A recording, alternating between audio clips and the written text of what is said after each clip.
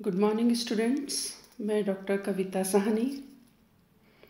कल हमने BSc part 3 के थर्ड पेपर में सेरीकल्चर के बारे में पढ़ा था और इसमें सेरीकल्चर या रेशम कीट पालन, इसमें मैंने आपको सिल्क मॉथ का क्लासिफिकेशन, उसकी लाइफ साइकिल और कहाँ ये पाया जाता है और कैसे इसका कल्चर किया जाता है, इस बारे में बताया था। तो जैसा कल मैंने आपको बताया था, जब लार्ज स्केल पे बहुत ज़्यादा मात्रा में सिल्क प्राप्त करने के लिए सिल्क मॉथ को पाला जाता है तो ये रेशम कीट पालन या सेरीकल्चर कहलाता है। और सिल्क मॉथ जो कि बहुत कॉमनली पाला जाता है वो बॉम्बिक्स मोराई, जो कि शहतूत के पेड़ पर इसका पालन होता है। शहतूत की पत्तियों को ये खाता है। तो लाइफ साइकिल इसके बारे में पिछली क्लास में हम पढ़ चुके हैं और मैंने आपको बताया था कि जब इसका डेवलपमेंट होता है और एग से कैटरपिलर बनता है और कैटरपिलर से फिर प्यूपा बनता है, जो कि एक सिक्रीशन सिक्रीट करके अपने चारों तरफ लपेट लेता है, अपने आप को एक अंडाकार स्ट्रक्चर में बंद कर लेता है, जिसे कोकून कहते हैं। आज हम पढ़ेंगे सेरीकल्चर इंडस्ट्री के बारे में कि किस तरीके से क्या क्या चीज़ की ज़रूरत होती है और जो कोकून बनते हैं उनसे सिल्क कैसे प्राप्त किया जाता है। तो बेसिक रिक्वायरमेंट जो है, जो बहुत ज़रूरी है रेशम कीट को पालने के लिए या सेरीकल्चर के लिए, जो कि बॉम्बिक्स मोराई है, उसके लिए है कि न्यूट्रिटिव टाइप की मलबरी प्लांटेशन चाहिए होती है। अच्छी क्वालिटी के पौधे चाहिए होते हैं, पेड़ चाहिए होते हैं शहतूत के, और साथ ही साथ जिन मॉथ को हम पाल रहे हैं या इस पर्पस के लिए यूज़ कर रहे हैं वो भी अच्छी वैरायटी के, अच्छी जाति के होने चाहिए, डिजीज़ फ्री होने चाहिए, उन्हें कोई डिजीज़ या बीमारी नहीं होनी चाहिए। इसके अलावा इस काम के लिए या इस कल्चर के लिए कुछ और भी रिक्वायरमेंट्स होती हैं, कुछ और भी ज़रूरतें होती हैं, जिसके बारे में हम बात करेंगे। इसमें से एक है, ये जो शहतूत के कीड़े को पाला जाता है वो बहुत बड़े बड़े कमरे होते हैं, एयरी होते हैं, खुले हवादार कमरे होते हैं, और जो कि छप्पर से कवर्ड होते हैं या फिर मिट्टी के बने हुए होते हैं कमरे। बैम्बू या बांस को भी इसके लिए यूज़ किया जाता है। तो ये एक जगह है खासकर जो यूज़ की जाती है बड़े हवादार खुले कमरे इस सिल्कवर्म को पालने के लिए। इसके लिए चाहिए होती है रेयरिंग ट्रेज। ये जो रेयरिंग ट्रेज हैं, जो अंडे दिए जाते हैं जब सिल्क मॉथ को हम पालते हैं और फर्टिलाइजेशन के बाद जब अंडे दिए जाते हैं तो मलबरी लीव्स के साथ यानी शहतूत की पत्तियों के साथ इन ट्रेज में इनको रखा जाता है। इसको रेयरिंग ट्रेज कहते हैं। इसके अलावा एक और चाहिए होती है कोकून ट्रे। ये जो कोकून ट्रे है ये कैटरपिलर को रखने के लिए होती है। जब कैटरपिलर पूरी तरीके से ग्रो कर जाते हैं, डेवलपमेंट उनका हो जाता है और प्यूपेशन के लिए वो तैयार होते हैं, यानी जब उनसे प्यूपा बनने वाला होता है तो फुली ग्रोन कैटरपिलर को इन ट्रेस में रखा जाता है। एक और चीज़ की जो ज़रूरत होती है वो होते हैं डालास, टोकरियाँ होती हैं जो शहतूत की पत्तियों के लिए लाने के लिए चाहिए होती हैं। जब हम आर्टिफिशियली ये कल्चर कर रहे हैं, ग्रो कर रहे हैं, तो यहाँ पर जब हमने इनको रेयरिंग ट्रेज में, उसके बाद कोकून ट्रेज में इनको कैटरपिलर्स को रख दिया है, तो लगातार, क्योंकि बहुत वोरेशियस फीडर होता है, कल मैंने आपको बताया था कैटरपिलर बहुत तेज़ी से या बहुत ज़्यादा मात्रा में पत्तियों को खाता है, तो लगातार सप्लाई करनी होती है शहतूत की पत्तियाँ। तो उनको इन टोकरियों में लाकर और इन ट्रे में डाल दिया जाता है। और इसी काम के लिए हमें चॉपिंग नाइफ भी चाहिए होता है, चाकू चाहिए होता है, क्योंकि कैटरपिलर फीड करता है तो छोटे छोटे टुकड़ों में काट के उन शहतूत की पत्तियों को छोटे छोटे टुकड़ों में काट के इन ट्रेज में रख दिया जाता है। बास्केट चाहिए होती हैं हमें डिस्ट्रीब्यूशन करने के लिए मलबरी लीव्स के लिए। इसके अलावा हमें चाहिए होता है हाइग्रोमीटर।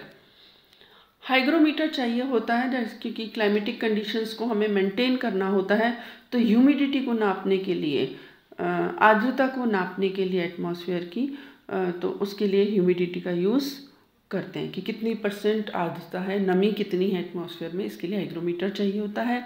और इसी तरीके से टेम्परेचर नापने के लिए वो कमरा या रूम जहाँ पर हमने कि इनको पाला है या रखा है वहाँ का तापमान कितना है, इसको नापने के लिए थर्मोमीटर की भी ज़रूरत होती है। इनके अलावा जो इम्पोर्टेंट चीज़ हमें चाहिए वो है अवन। अवन जो होता है, क्योंकि डिफरेंट स्टेजेस हैं इसकी डेवलपमेंट की, तो इन डिफरेंट स्टेजेस को, अलग अलग अवस्थाओं को लाइफ साइकिल की रेगुलेट करने के लिए, अलग अलग तापमान मेंटेन करने के लिए अवन की ज़रूरत होती है। और इसके अतिरिक्त हमें चाहिए होता है फ्रीज, क्योंकि जब अंडे दिए जाते हैं तो नेक्स्ट कुछ तो हम अंडे जो हैं उनको ग्रो करने देंगे, कैटरपिलर बनेगा, प्यूपा बनेगा और फिर उससे कोकून बन जाएगा। तो क्योंकि हम इस कोकून को तो यूज़ कर लेंगे सिल्क प्राप्त करने के लिए, लेकिन जब हमें आगे और ये काम करना है, कल्चर करना है, तो नेक्स्ट जनरेशन के लिए भी हमें अंडों की ज़रूरत होती है। तो नेक्स्ट जनरेशन के लिए अंडों को स्टोर करने के लिए फ्रिज की ज़रूरत होती है। तो इस तरीके से ये सारी चीज़ें हैं, बेसिक रिक्वायरमेंट्स हैं। अगर हम रेशम कीट को या मौत को पाल रहे हैं तो इन सब चीज़ों की ज़रूरत हमें होती है। क्लाइमेटिक कंडीशंस का हमें ध्यान रखना ही होता है। जैसे मलबरी प्लांट है, वैसे तो ग्रो करता है टेम्परेट रीजन्स जो होते हैं वहाँ पर, तो लेकिन कुछ वैरायटीज़ की डेवलप की जाती है क्रॉस ब्रीडिंग के द्वारा भी, जो कि ट्रॉपिकल और सब ट्रॉपिकल एरियाज़ में या रीजन्स में भी ग्रो कर सकती हैं। सॉइल का हमें ध्यान रखना चाहिए। अच्छी फसल या अच्छी क्रॉप प्राप्त करने के लिए एक तो जैसा मैंने अभी आपको बताया न्यूट्रिटिव फूड चाहिए, यानी पत्तियां भी अच्छी क्वालिटी की होनी चाहिए। और अच्छी क्वालिटी के प्लांट्स ग्रो करने के लिए, अच्छी क्वालिटी की पत्तियां प्राप्त करने के लिए सॉइल भी अच्छी क्वालिटी की यूज़ करनी चाहिए। और ये जो सॉइल है वो लोमी होनी चाहिए, जिसमें कि पत्थर ना हो, तो लोमी सॉइल्स यूज़ करनी चाहिए। और सॉइल का जो पीएच है वो भी प्रॉपरली मेंटेन करना चाहिए। तो न्यूट्रल पीएच हमको चाहिए होता है इसके लिए, तो ये पीएच भी मेंटेन करना चाहिए। तो इस तरीके से ये कुछ बेसिक रिक्वायरमेंट्स हैं या कुछ चीज़ें हैं जो कि हमें चाहिए होती हैं और कुछ बातों का हमें ध्यान रखना होता है। अब ये जो कोकून बन जाते हैं, लाइफ साइकिल जब बताई थी मैंने, बताया था प्यूपस जो है अपनी चारों तरफ धागे को या चिपचिपे पदार्थ को लपेट लेता है, और ये चिपचिपा पदार्थ या सिक्रीशन जब हवा के कांटेक्ट में आता है तो हार्ड हो जाता है और प्यूपा उसी के अंदर चारों तरफ से घिर जाता है, और ये अंडाकार संरचना जो बनती है ये कोकून कहलाती है। अब होती है आगे की प्रक्रिया जिसमें कि हमें सिल्क प्राप्त करना होता है इस कोकून से। तो कोकून से सिल्क प्राप्त करने के लिए जो स्टेजेस हैं या जो प्रक्रिया अपनाई जाती है वो है स्टिफलिंग। पहली जो क्रिया है जो की जाती है, प्रोसेस जो पहला होता है वो है स्टिफलिंग। और ये जो प्रक्रिया है ये पोस्ट कोकून प्रोसेसिंग कहलाती है। पहले जो कोकून प्राप्त करने तक की क्रिया वो प्री कोकून प्रोसेसिंग होती है, और जब कोकून बन जाता है और उससे आगे की जो प्रोसेस है वो पोस्ट कोकून प्रोसेसिंग कहलाता है। तो इसमें जो फर्स्ट स्टेप है वो है स्टिफलिंग। कोकून को मारकर और जब गर्म पानी में उबाला जाता है उसमें उबालकर मार दिया जाता है सिल्क प्राप्त करने के लिए, ये प्रक्रिया स्टिफलिंग कहलाती है। और कोकून जो कि बाहर नहीं निकलते हैं, कोकून मैंने आपको बताया था छेद करके उससे कि प्यूपा बाहर आ जाएगा और फ्री। तो कोकून जो कि प्यूपा जो बना था इसमें से होल करके और बाहर नहीं निकलता है, तो उनको बहुत ध्यान से इकट्ठा किया जाता है। अच्छी साइज़ के जो कोकून होते हैं वो होते हैं जो कि 8 से 10 दिन पुराने होते हैं, तो उनको आगे के प्रोसेस के लिए यूज़ किया जाता है और स्टीम में या ड्राई हीट में उनको रखा जाता है। 3 दिन तक फ्यूमिगेट किया जाता है और इस तरीके से प्यूपा उसके अंदर के मर जाते हैं।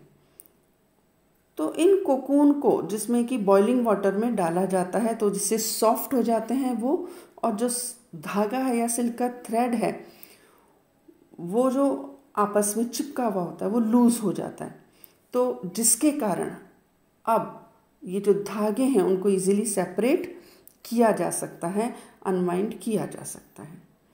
नेक्स्ट स्टेप जो है वो है रीलिंग एंड स्पिनिंग। रीलिंग और स्पिनिंग के दौरान थ्रेड को रिमूव किया जाता है, ये जो कोकून जो बॉयल किए थे पानी में, और उससे थ्रेड को अलग किया जाता है, तो ये प्रोसेस कहलाता है रीलिंग। अब ये जो इसके एंड या किनारे हमें दिखाई देते हैं, थ्रेड के जो धागा है उसके किनारे हमें जो दिखाई देते हैं उनको ट्विस्ट किया जाता है और लपेट लिया जाता है इन धागों को, और ये कहलाता है स्पिनिंग। तो इस तरीके से जो सिल्क हमें मिलता है कोकून से वो रॉ सिल्क होता है, कच्चा सिल्क होता है, या इसको रील्ड सिल्क भी कहते हैं। और जो इसकी बाहर की लेयर होती है, वेस्ट बाहर की जो लेयर होती है, कोकून जो डिस्ट्रॉय हो गया या डैमेज हो गया है उसको धागे से अलग कर लिया जाता है, थ्रेड्स को अलग कर लिया जाता है, और उसके बाद फिर उसको स्पन किया जाता है, बुन लिया जाता है धागे को। और अब जो धागा हमें प्राप्त हुआ फाइनली, ये स्पन्ड सिल्क जो है वो स्पन सिल्क कहलाता है। तो शुरू में रॉ सिल्क होता है, उसके बाद धागों को प्रोसेस करके अलग करके और लंबे उनको जो है सूत कातना जैसे बोलते हैं ना, तो उस तरीके से तैयार करके स्पन सिल्क तैयार हो जाता है। और जो रॉ सिल्क था उसको बॉयल किया जाता है, प्यूरिफाई किया जाता है, उसको शुद्ध करते हैं एसिड्स के द्वारा और फर्मेंटेशन के द्वारा, और उसके बाद उसको वॉश कर लिया जाता है, और जिससे कि वो प्योर धागा बनता है जो कि हमारे सामने मार्केट में होता है। और उस धागे को हम shiny, soft, smooth, shiny thread जो हमें प्राप्त होता है। तो इस तरीके से सिल्क मॉथ को कल्चर करके इस पूरे प्रोसेस के द्वारा, प्री कोकून प्रोसेसिंग और पोस्ट कोकून प्रोसेसिंग के द्वारा अच्छी क्वालिटी का सिल्क, अच्छी क्वालिटी का मॉथ और अच्छी क्वालिटी का फूड लीव्स यानी मलबरी लीव्स यूज़ करके प्राप्त किया जा सकता है।